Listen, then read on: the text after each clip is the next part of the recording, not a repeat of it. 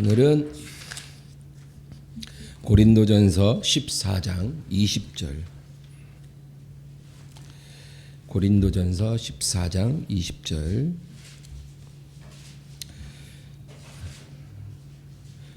합독합니다. 형제들아, 지혜는 아이가 되지 말고 악에는 어린아이가 되라. 지혜는 장성한 사람이 되라. 아멘. 예수님 당시 하루는 사람들이 자기 어린아이들을 예수님께 데리고 옵니다. 그리고 안수해 주시기를 바라죠.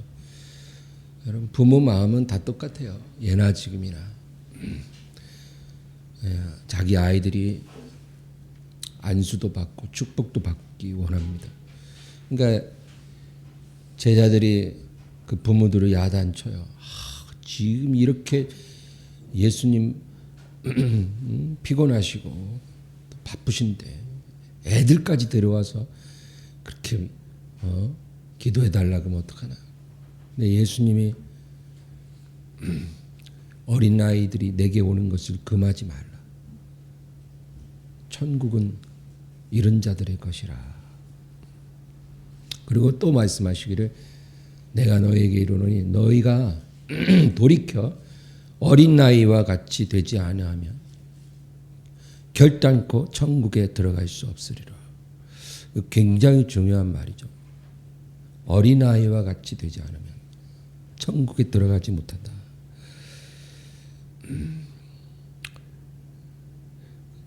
근데 고린도전서 13장, 우리 한 장만 앞으로 가면 13장 11절 한번 읽겠습니다. 내가 어렸을 때에는 말하는 것이 어린아이와 같고 깨닫는 것이 어린아이와 같고 생각하는 것이 어린아이와 같다가 장성한 사람이 되어서는 어린아이의 일을 버렸노라. 바울 사도는 뭐라 그러냐면 내가 예전에는 어린아이 같았다는 거죠. 어린아이 같이 말하고 깨닫고 생각했는데 이제 장성한 사람이 되어서 어린 나이의 일들을 버렸다. 지금은 내가 어린 나이처럼 행동하지 않는다. 그 말이죠. 그래서 여러분 우리가 성경 읽다 보면은 굉장히 혼란스러울 때가 있어요. 서로 모순되는 것 같은 그런 말씀들이 있는 거예요. 예수님은 어린아이 같이 되지 않으면 결단코 천국에 들어갈 수 없다. 그런데 바울 사도는 내가 이제는 어린아이 같이 행동하지 않을 것이다. 뭐가 만든 걸까요? 어린아이처럼 되라는 말이에요. 어린아이처럼 되지 말라는 말이에요.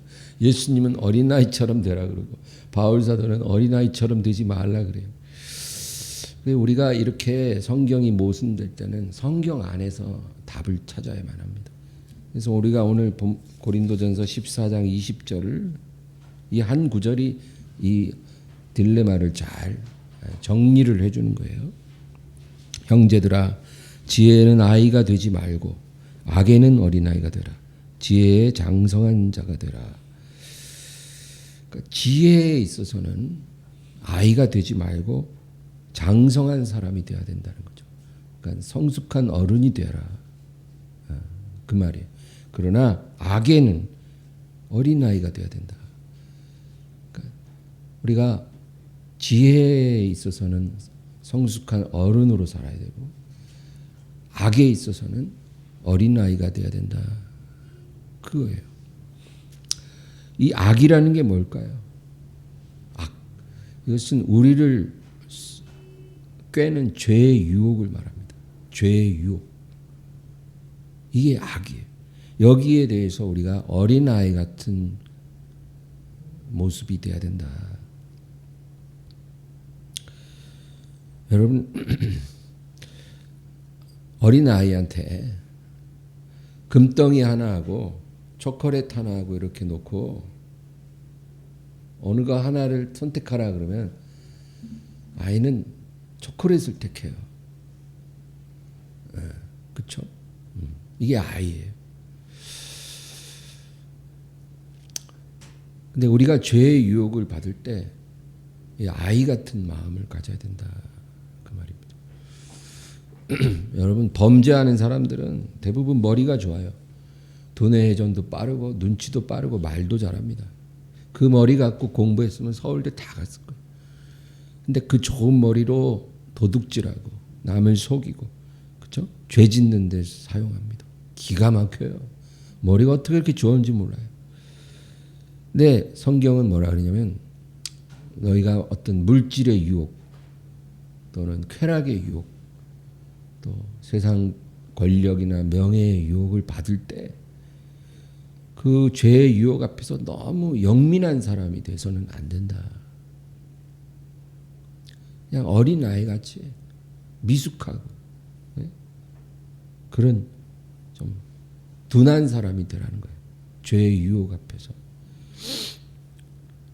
그러면은 우리가 안전하다는 거예요. 여러분 머리가 너무 좋으니까 죄를 지어요. 고깃집 사장이 머리가 너무 좋으니까 저 호주에서 들어온 고기를 100% 한우 이렇게 파는 거예요. 한우하고 호주 고기하고 먹어도 일반인들은 구분 못 한다는 거예요. 한우로 속여서 팔면 마진도 많이 남고 절대로 걸릴 일 없다. 일반인들은 구분할 수 없다. 그렇게 하는 거예요. 머리가 너무 좋으니까 그런 생각을 하는 거예요. 저 중국에서 들어온 생선을 제주산 옥돔 막 이렇게 파는 거예요. 그럼 더 많이 벌거든. 절대 알 수가 없다는 거예요. 살짝만 속이면 돈을 더 벌 수 있고 내가 쥐도 새도 모르게 어떤 죄를 범해도 절대 뒤탈 없다. 그렇게 해서 요즘에 뭐 뉴스 보면은 그 남자들이 그 성매매 뭐 이런 거 할 때 암호화폐 이런 걸로 결제를 한대요. 절대 뒤탈 날 일 없다. 뭐 이런 뭐 그런가 봐요. 머리가 너무 좋으니까 그거를 죄 짓는 데 쓰는 거예요. 하나님은 이 죄의 유혹 앞에서 너희가 어린아이 같이 되라는 거예요. 여러분 우리가 순진함과 순결함의 차이를 좀 구분할 수 있어야 돼요. 순진함은 어리석음입니다. 여러분 우리가 순진한 사람이 되면 넘어져요. 순진한 사람이 되면 안 돼요. 순진하기 때문에 보이스피싱에 넘어지는 거예요. 순진하기 때문에 보증서다가 길거리 나앉는 거예요. 순진하니까 투자 사기에 걸려서 패가망신하고 순진하니까 이단에 빠지는 거예요. 그래서 우리가 순진하면 안 된다. 우리는 순결해야 돼요. 순결. 순진한 것과 순결의 차이가 뭘까요? 여러분 순진한 거는 아무것도 모르니까 그냥 다 넘어지는 거예요. 근데 순결한 거는 죄를 모르는 게 아니라 죄를 알기 때문에 멀리한다. 그렇죠? 우리가 순결한 사람으로 살아가야 된다. 카지노가 있어요. 카지노 도박장이 있어요. 카지노 도박장을 모르기 때문에 안 갈 수도 있지만 그거는 순진한 거고 알기 때문에 도박장을 멀리하는 건 순결한 거예요. 그래서 우리가 순결함으로 살아가야 되겠다. 순진함은 지혜가 없는 순수함이기 때문에 위험하고 순결함은 지혜를 겸비한 순수함입니다. 그래서 하나님께서는 언제나 우리가 순결함과 지혜를 겸비해라. 비둘기같이 순결하고 뱀같이 지혜로우라. 그렇게 주님 말씀하셔. 내가 너희를 보냄이 이 양을 이리떼 가운데 보내는 것 같다. 그러므로 너희는 비둘기같이 순결하고 뱀같이 지혜로워하라. 주님 말씀하셔. 그래서 오늘 본문은 악에는 어린아이가 되고 지혜에 있어서는 성숙한 어른이 되라. 장성한 자가 되어라. 그렇게 말씀해요. 그래서 여러분 장성한 자의 지혜란 뭘까요? 오늘 제가 두 가지로만 설명을 드리려고 해요. 첫째는 장성한 자의 지혜란 진리와 진리가 아닌 것을 구별할 줄 아는 겁니다. 이게 장성한 자의 지혜. 예. 진짜 우리에게 유익한 약과 돌팔이 약장수가 파는 가짜 약을 구분할 줄 알고, 그렇죠? 진리와 진리 아닌 것을, 진짜와 가짜를 구분할 줄 아는 것. 그런 게 바로 지혜라 이거죠. 어린 아이들은 절대 구분 못해요. 그러나 장성하고 성숙한 사람은 그걸 구분하는 거예요. 예를 들어 불교, 힌두교 이런 여타 종교들의 공통점이 있어요. 그건 뭐냐면 비유라는 거예요. 그 종교의 교리는 대부분 비슷해요. 비워라. 네 안에 있는 걸 다 비워야 된다. 네 생각을 비우고, 네 마음을 비우고, 뭐 욕망을 비우고, 뭐 다 비우라는 거예요. 텅텅 비게 만들어야 네가 진정한 자유와 평안을 누리고 구원을 받게 될 거다. 그런 얘기예요. 그게 다른 종교들 대부분 비슷해요. 비워야 산다. 그래요. 굉장히 멋있는 말이죠. 그럴듯하잖아요. 그런데 여러분 기독교는 그렇지 않아요.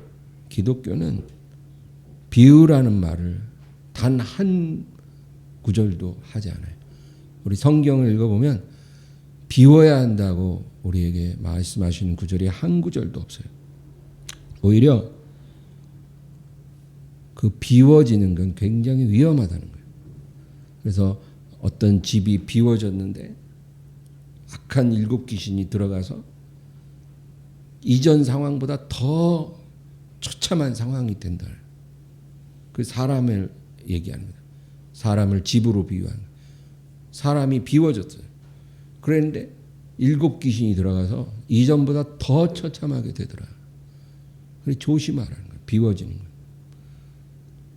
그럼 성경은 뭐라 그래요? 채우라는 거예요. 반대로 얘기해요. 채워야 한다. 우리 에베소서로 한번 가볼까요? 조금만 뒤로 가면 에베소서가 있어요. 에베소서 1장 23절 1장 23절 다 같이 읽습니다. 교회는 그의 몸이니 만물 안에서 만물을 충만하게 하시는 이의 충만함입니다. 그러니까 교회는 그리스도의 충만함 자체라는 거예요. 이 교회가 뭐예요? 큰 교회, 작은 교회 그게 중요한 게 아니에요. 교회는 예수님의 충만함 그 자체예요. 주님은 만물의 충만함이 되시지만 특별히 교회는 그 충만함 중에 충만함이에요. 그래서 이 교회가 우리에게 소중한 거예요. 주님의 충만함이 있는 곳이 바로 교회라는 거죠. 그 다음에 그쪽 뒤에 3장, 에베소서 3장 18절 19절을 우리 읽겠습니다. 능히 모든 성도와 함께 지식에 넘치는 그리스도의 사랑을 알고 그 너비와 길이와 높이와 깊이가 어떠함을 깨달아 하나님의 모든 충만하신 것으로 너희에게 충만하게 하시기를 구하노라. 하나님의 모든 충만하심이 너희에게 충만하게 임하기를 구하노라. 그러니까 하나님이 너희 가운데 충만해지기를 원한다는 거예요. 그러니까 비우라가 아니라 충만하게 채우라는 거예요. 하나님의 영광으로, 하나님의 생명으로, 하나님의 능력으로 충만해져라. 그 얘기를 하고 있어요. 그 뒤에 5장 18절, 에베소서 5장 18절 다 같이요. 술 취하지 말라. 이는 방탕한 것이니 오직 성령으로 충만함을 받으라. 여기서도 성령으로 충만을 받으라. 그렇게 말해요. 너희는 성령으로 충만해져야 된다. 그 얘기예요. 우리 골로새서로 가볼까요? 골로새서 좀 뒤에 1장 9절. 1장 9절 다 같이요. 이로써 우리도 듣던 날부터 너희를 위하여 기도하기를 그치지 아니하고 구하노니 너희로 하여금 모든 신령한 지혜와 총명의 하나님을 뜻을 아는 것으로 채우게 하시고, 여기 보면 너희로 하여금 모든 신령한 지혜와 총명 그리고 하나님의 뜻을 아는 것으로 채우게 하시고, 여기서도 채우는 거예요. 너희 안에 모든 지혜와 총명으로 채우고 하나님의 뜻을 아는 것으로 채워지기를 원한다는 거예요. 채워라. 충만해져라. 그 밑에 24절이요. 시작. 나는 이제 너희를 위하여 받는 괴로움을 기뻐하고 그리스도의 남은 고난을 그의 몸된 교회를 위하여 내 육체에 채우노라. 그리스도의 남은 고난을 내 육체에 채우노라. 여기서도 바울은 자기 몸에 예수님의 남겨진 고난을 채워지기를 소망하는 거예요. 그러니까 성경은 늘 그 얘기예요. 하나만 더 볼까요? 2장 9절 10절. 골로새서 2장 9절 10절 시작. 그 안에는 신성의 모든 충만이 육체로 거하시고 너희도 그 안에서 충만하여졌으니 그는 모든 통치자와 권세의 머리시라. 여기서도 예수님 안에 신성이 충만한데 너희도 그 안에서 신성으로 충만해지기를 구하노라. 그러니까 성경은 시종일관 비유라가 아니라 충만해져라. 채워져라. 무엇으로? 예수 그리스도로. 하나님의 영으로. 하나님의 말씀으로. 하나님의 생명으로 채워져라. 그래서 여러분 그걸 잘 말해주는 이야기가 가나의 혼인잔치. 예수님이 이제 가나의 혼인잔치에 초대를 받아 갔는데 그 혼인잔치에 포도주가 떨어진 거예요. 그래야 어머니가 이 잔치에 가장 중요한 포도주가 다 떨어졌네. 어떡하냐. 아들을 쳐다봅니다. 그래 예수님이 그 앞에 물항아리가 비어져 있는 게 6개가 있었어요. 이스라엘 사람들의 현관에는 물항아리를 갖다 놔요. 들어오면서 손 씻고 발을 씻는 거예요. 샌들을 신고 다니니까 발을 씻고 그러고 이제 식사도 하는 거죠. 그래서 항상 손발을 씻도록 그 물항아리가 있고 그걸 이제 바가지로 퍼서 손과 발을 씻게 되어 있어요. 근데 이제 잔치집이니까 이제 물항아리를 6개나 갖다 놓은 거예요. 사람들이 많이 온다고. 근데 이게 사람들이 많이 와서 물을 다 사용해 갖고 다 비워져 있어요. 근데 예수님이 그 항아리들에 물을 아구까지 채우라는 거예요. 물을 아구까지 채우고 나니까 이젠 떠서 연회장에 갖다 줘요. 그런데 그 순간 그 물이 최상급 와인으로 변해버린 거예요. 여러분, 이 사건이 우리에게 중요한 그 상징적인 사건이에요.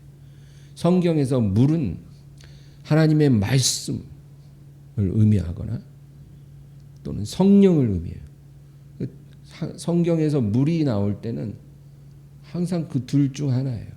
말씀을 의미할 때도 있고 성령을 의미할 때가 있어요. 성전의 문지방에서 물이 확 스며 나와가지고 발목까지 차고 무릎까지 차고 허리까지 차고 막 헤엄칠 만큼 되고 뭐 그런 거 있잖아요. 그런 게 다 그 성령의 역사를 상징하는 거예요. 근데 아구까지 물을 채우니까 최상의 와인으로 변해버렸다. 그러니까 여러분 우리 영혼에도 하나님 말씀과 성령으로 채워야 돼요. 비우는 게 아니라 채우는 거예요. 채우고 또 채우면 아구까지 차면 향기로운 와인으로 변하는 그런 역사가 우리 삶에 일어나는 거예요. 할렐루야.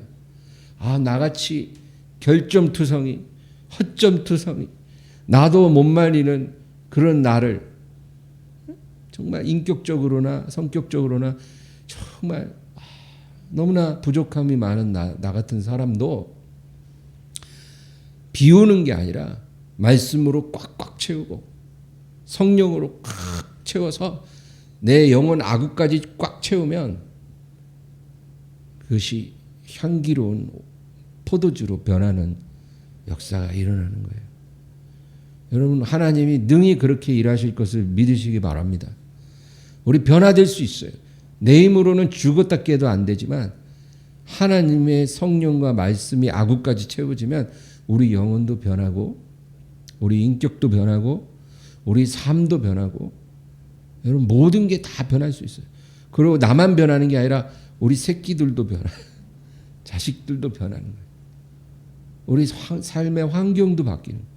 하나님은요 정말 놀랍게 일하시는 하나님이거든요. 문제는 하나님이 손이 짧아서 아무 일도 안 하는 게 아니고 우리 안에 채워진 게 없으니까 아무 일도 안 일어나는 거예요. 그래서 여러분 하루 24시간 중에 우리가 그 시간을 어떻게 사용하느냐가 각자의 선택이겠지만 물론 생업은 열심히 해야 할 수밖에 없죠. 그러나 어디서 뭘 하며 살든 간에 내 영혼의 말씀과 성령으로 채워지도록 하는 것을 우리가 게을리 해서는 안 되는 거예요.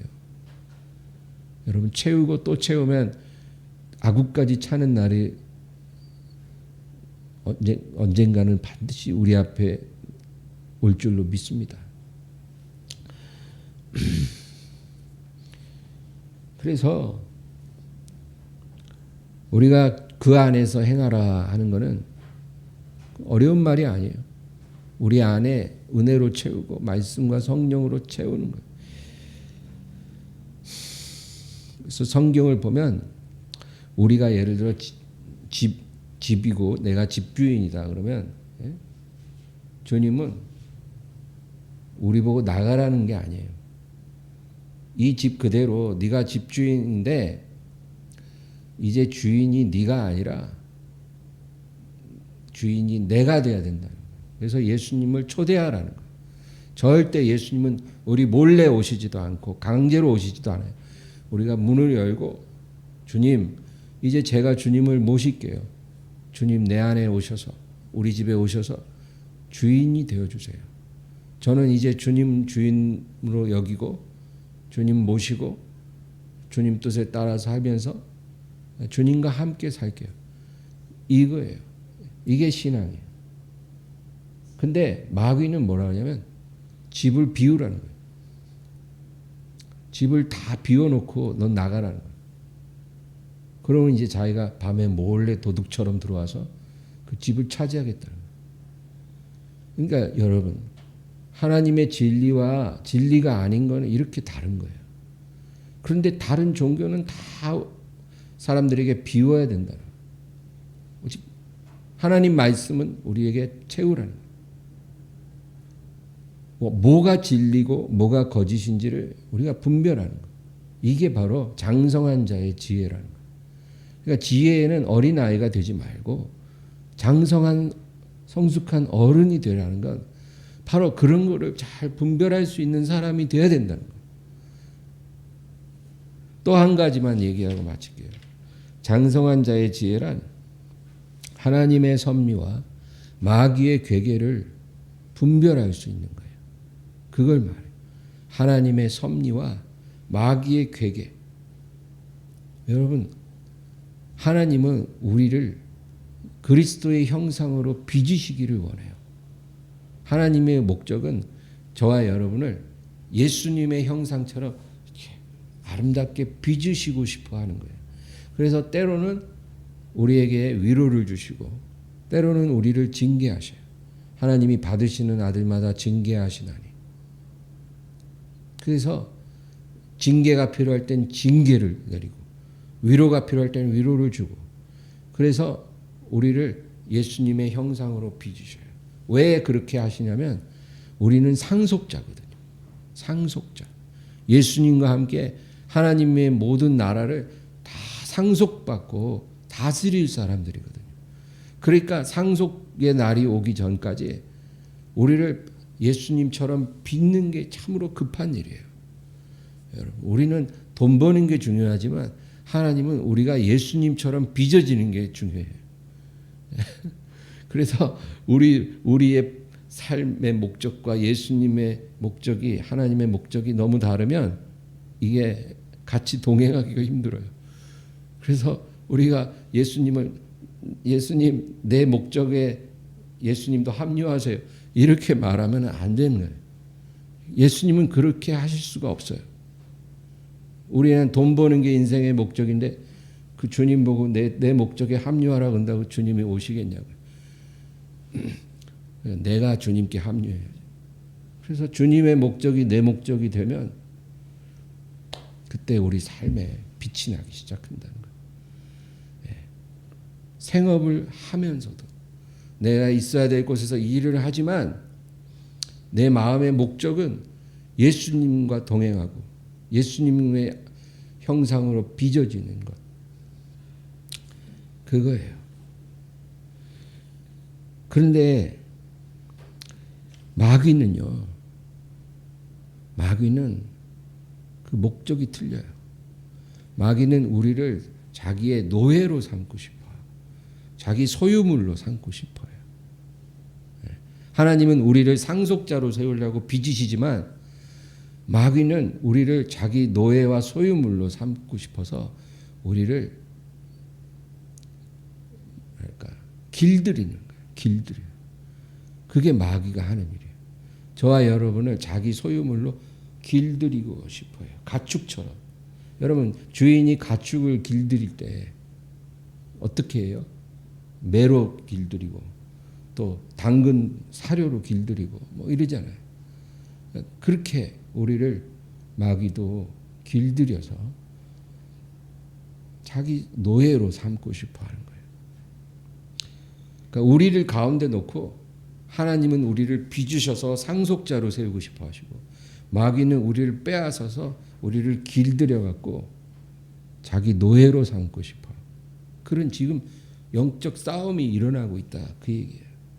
근데 순진한 사람들은 이 하나님의 빚으심과 마귀의 길들임을 구분을 못해. 뭐가 뭔지 구분이 안 되는 거예요. 그러니까 얼마나 그게 괴로운 인생이에요. 그러나 성숙하고 장성한 사람은 그걸 구분하는 사람이에요.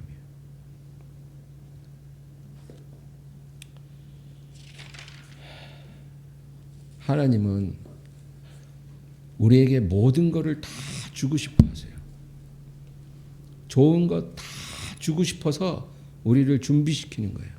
내가 너희에게 주고 싶은 거를 다 주려고 해도 너희가 전혀 준비가 안 됐다는 거예요. 그래서 내가 너희를 준비시키는 거예요. 온전하고 구비하여 조금도 부족함이 없도록 하나님이 우리를 준비시키고, 준비만 다 되면 하나님이 예비한 모든 것을 다 주시는 거예요. 이미 아들까지 주셨지만 거기다 눈으로 보지 못하고 귀로도 듣지 못하고 마음으로도 생각도 못한 최상의 축복을 우리에게 더 주시고 싶어 하는 거예요. 그게 하나님이에요. 얼마나 감사해요. 근데 마귀는요, 반대예요. 우리의 모든 것을 다 빼앗고 싶어서 우리를 속이는 거예요. 그게 마귀예요. 우리가 가진 생명, 우리가 가진 축복, 우리의 상속권, 우리의 영혼, 모든 것을 다 빼앗고 싶어서 우리에게 다가와서 우리를 속이는 거예요.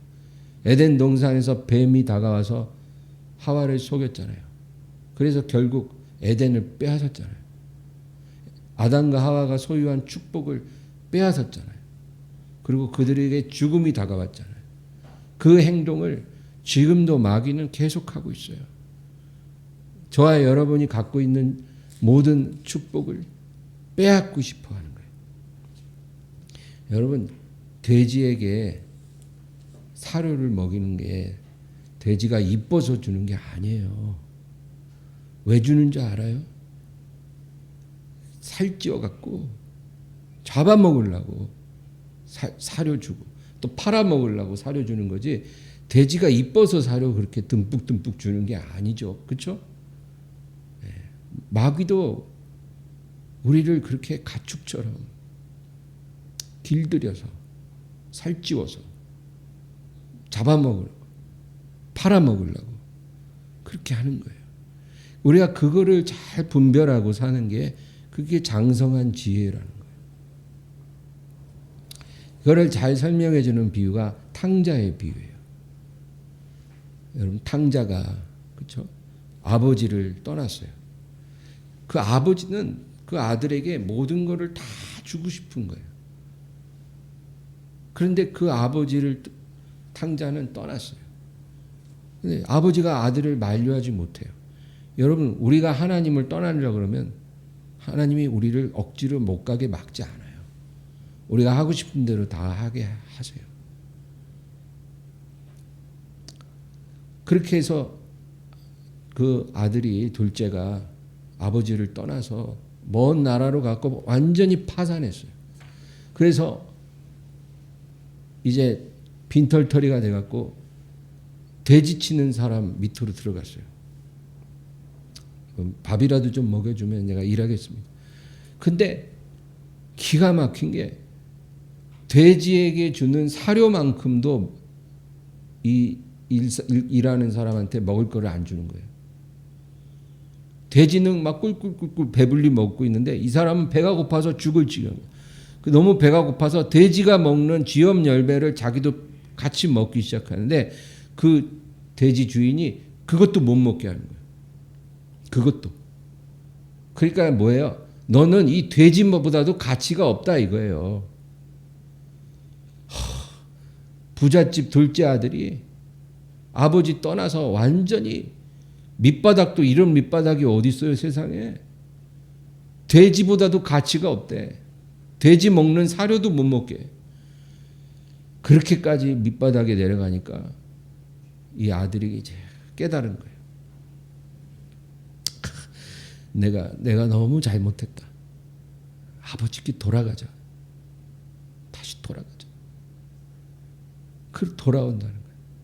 여러분 이 이야기가 바로 마귀에게 속아서 완전히 밑바닥까지 내려간 사람이 깨닫고 하나님께 돌아오는 이야기예요.